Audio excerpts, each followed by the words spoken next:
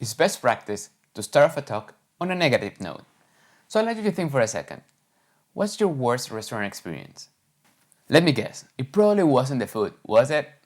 Maybe the waiters ignored you or screwed up your order. Maybe it was too noisy to carry a conversation. If you spend enough time like me on Google Maps or TripAdvisor looking for new restaurants, you'll see bad restaurant experiences are usually about poor ambience. Let me tell you about my worst restaurant experience ever. I remember I went to a futuristic sushi restaurant in Tokyo. You ordered sushi on a tablet and I watched it zoom over on something that looked like a sushi bullet train. It was definitely cool and novel, but the lack of ambience made it horrible.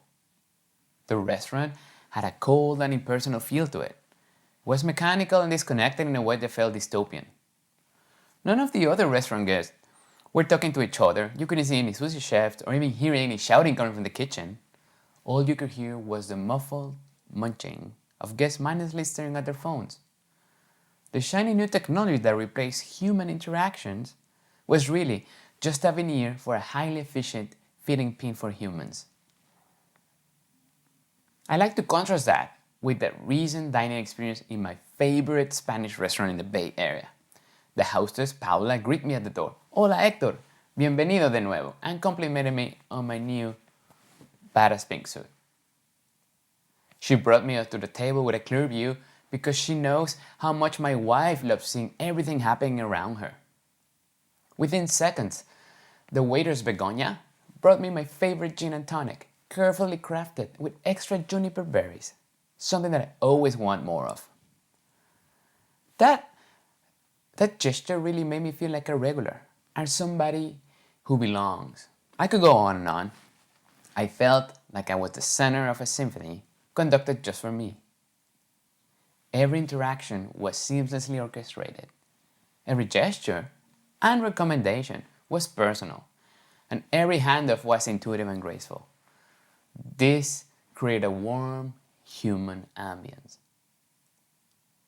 The reason I like this restaurant so much is exactly the same reason why I love my work. As head of human-centered innovation and strategy for Google, it's my job to bring that warmth and seamlessness of human interactions to technology. It's not an easy job because there's so much pressure in the tech industry and even at Google to engineer products like the sushi bullet train restaurant, something that is optimized for velocity and scale, but not something that is optimized for feelings and atmosphere. There are plenty of spaces where I think we can get better at bringing more warmth and seamlessness into product experiences. But the place where I see the biggest room for shaping a more human-centric world is in the ambient computing space. Ambient computing needs more human ambience. So, what is ambient computing anyway? It describes a future world in where we finally realize an aspirational design principle. The best interface is no interface at all. This is a profound paradigm shift.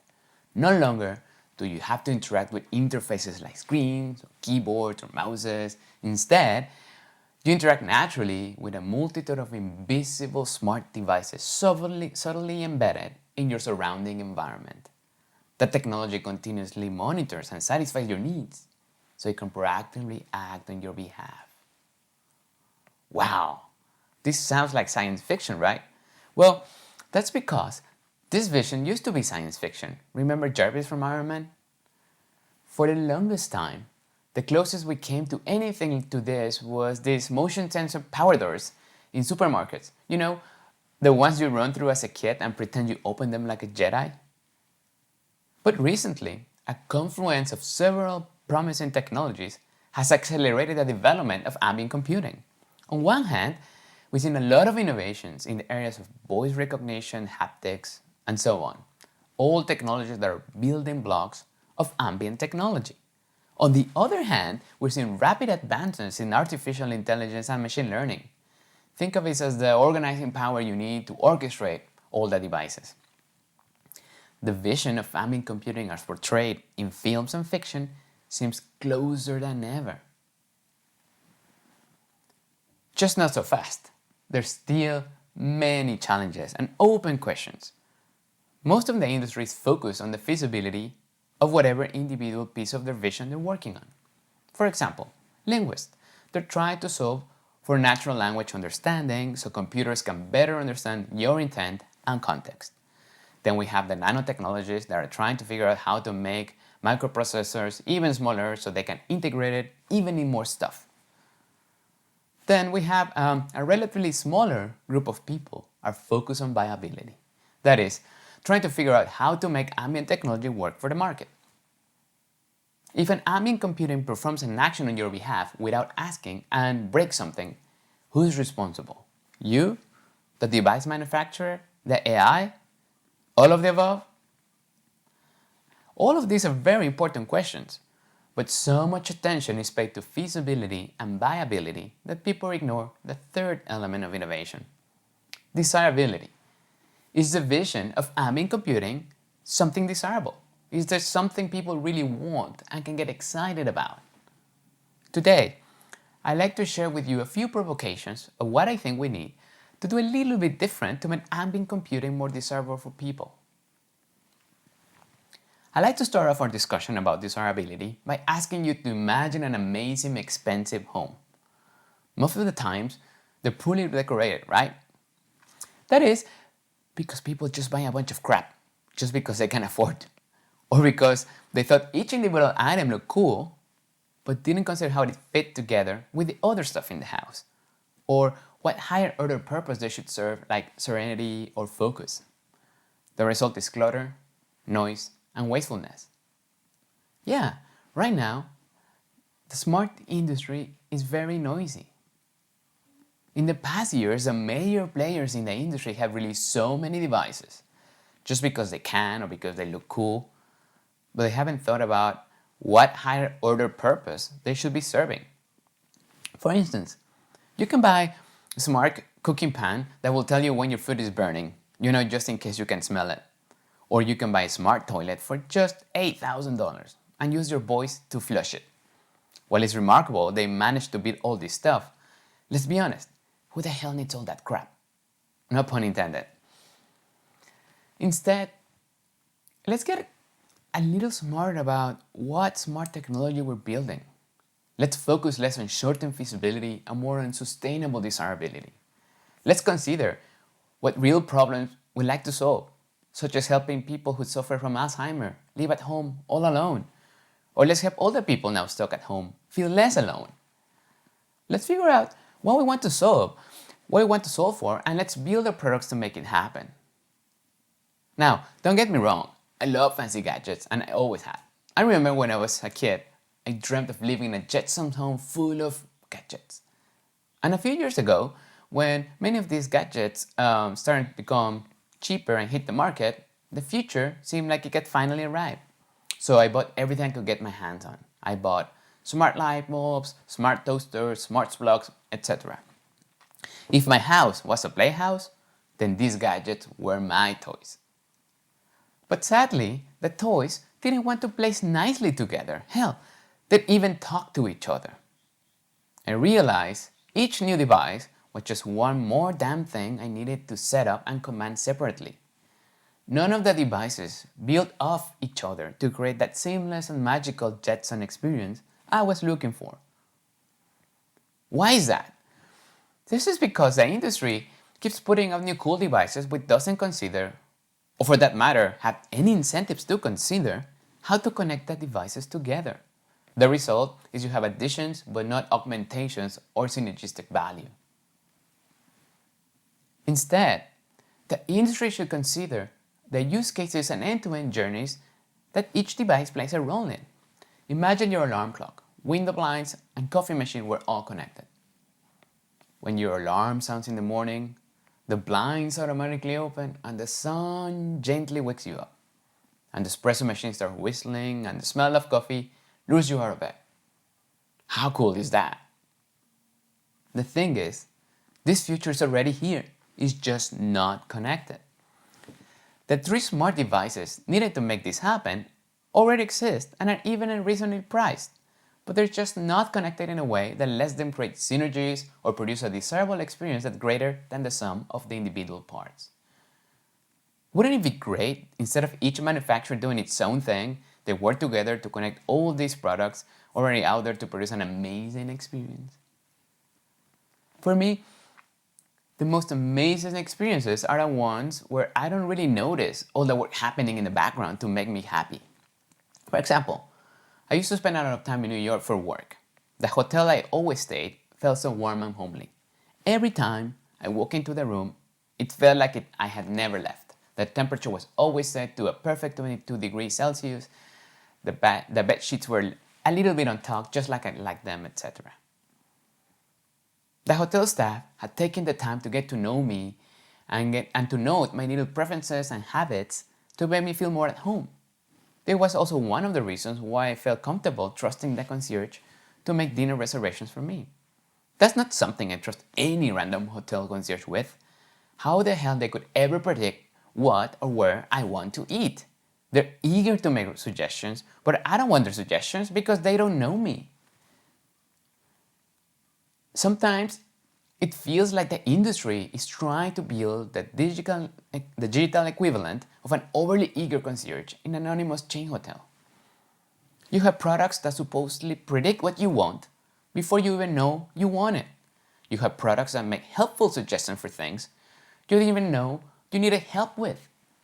And products that offer to do things for you that you didn't even know you wanted done. But these products don't invest the time into getting to know you and building a relationship with you, so you will be open to those predictions and services. I share some of this blame. I was one of the founders of Google Now, a search app that came many years before the Google Assistant, and basically will predict what you might be interested based on your search habits, location, etc., and give you a bunch of proactive suggestions, like where to go to eat or have a drink. And in the end, most people stopped paying attention to these suggestions because they kind of already knew what I wanted to do. That's because, like it or not, we are so predictable. We all have our routines and patterns and rarely do truly new things. Just think about it. What do you do when you walk into a new hotel room? Maybe adjust the thermostat a little bit, change the TV station, set a bath. The variables might change, but your preferences are constant. Wouldn't it be so much more satisfying if you can check into a random hotel and all the electronics automatically adjust themselves to what you would always like? I mean, it doesn't need to be predictive and proactive like in the movies. The thermostat doesn't need to lower the temperature because you're feeling anxious about the presentation you're giving. Or the TV doesn't need to put a soothing show just because you have a horrible taxi ride. In the beginning, just let technology subtly facilitate the same old things in new environments. I also recognize that technology facilitating the same old things doesn't always make you feel warm at home. The way restaurants have been adapting to the pandemic is a great example. When you sit down at a table, you often see these laminated instructions that explain how to use your phone to scan a QR code, view a menu, tap your order, send directly to the kitchen, all without ever having to speak to anyone. There's virtually no human-to-human interaction whatsoever, which is a great way to eliminate germs, so great. But unfortunately, it's also a great way to eliminate the warmth and ambience of eating in a restaurant because these automatic ordering systems are so impersonal and inflexible. Unlike having a waiter, now you can't make any changes other than what they thought of. So now I cannot get my extra salsa and everything. You won't hear personal recommendations or discover the waiter's hidden tips. So you stick to the same old things you always order. Essentially, you are constrained to whatever the restaurant has entered or has been able to enter into their system. The result? It's a scene not much different than the one in my Tokyo sushi restaurant. Everyone sitting around in silence, staring at their phones, and eating like in a feeding pen. For me, this is just another manifestation of how the tech industry has been engineering products. The tech operates within the predefined parameters of the creator and not the consumer, because the devices haven't been engineered to absorb these new signals. My Nest thermostat can automatically regulate my house temperature according to the time of the day and even the weather outside. because these are all the main use cases researchers and engineers accounted for during the product development cycle. But my Nest would make the house any colder when I turn on a winter movie like Frozen to make my daughter snuggle up to me while we watch it. I might be the first person to have thought of such a cool use case. But as things stand, the smart device can't do anything with my idea because its systems are so deterministically constrained. That's why we need to build more flexibility into our smart devices so that all the smart people out there, all of you, not just the designers and the engineers, can help steer their development. Flexibility, the openness for new signals, the willingness to do things differently, can of course lead to diversions from our intended goals. Think about the last time you were traveling somewhere. I know, it's been a while, right? And you had a destination in mind. You probably just used your smartphone navigating system. I might also prefer Google Maps to asking people for direction if it only allowed for serendipity and surprises. Right now, Maps just gives you the quickest and most efficient route from A to B. It never suggests the most desirable route. Maybe that's longer but more scenic. Or maybe it's a road that goes past a lake where cute little dogs cross the road. If anything, Maps will steer you away from those dogs because they cause traffic delays. Now, if it weren't for the pandemic, I'd still be asking people for directions. Over the last 20 years, I live in 9 different countries and I always jumped at every opportunity to ask somebody for directions, even if I knew where I was going. Sometimes it was just because I felt lonely. I was looking for any excuse to have some brief human interaction. Other times, I just used this opportunity to practice the local language on some native speakers. But most of the time, I was trying to discover some things I wouldn't have seen on a map. This is the same situation with smart devices. They optimize for efficiency, but never for joy and happy accidents. Think about it. Your smart sprinkler would always go off at time of the day to minimize evaporation and save you money on water. But the sprinkler, when optimized for the times of the day so you can see a beautiful rainbow in the mist, or slightly more mischievously, the sprinkler won't start spraying water when your neighbor's dog is trying to crap on your lawn. If we design ambient technology to be purely utilitarian and efficiency focused, those happy accidents will be considered noise and optimized out of the equation. Instead, we need to design ambient technology to allow for serendipity and surprises. In my eyes, these are just a few things that will make ambient computing work. Not necessarily technically or economically, but work for the people that technology is meant to serve.